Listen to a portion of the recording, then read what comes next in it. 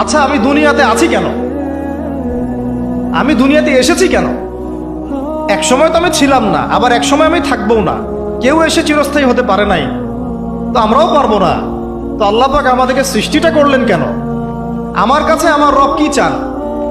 আমি যদি না থাকতাম তাহলে আমার পরিবার চলতো কিনা, আমার সমাজটা চলতো কিনা, আমার শিক্ষা ব্যবস্থাটা চলতো কিনা, আমার দেশটা চলতো কিনা, এই বিশ্বের ঘূর্ণন চলতো কিনা, আর্নিক গতি চলতো কিনা, থেমে যেত? উত্তর না। আমি না থাকলে আর্নিক গতি থামতো না। আমি না থাকলে কি আমার পরিবার থেমে থাকতো না, আমার সমাজ থেমে থাকতো না, এই মসজিদ থেমে থাকতো না, এই রাজনীতি থেমে থাকতো না, অর্থনীতি থেমে থাকতো না, দেশও থেমে থাকতো না, উম্মাও থেমে থাকতো না। তাহলে আল্লাহ পাক আমাকে কেন সৃষ্টি করলেন?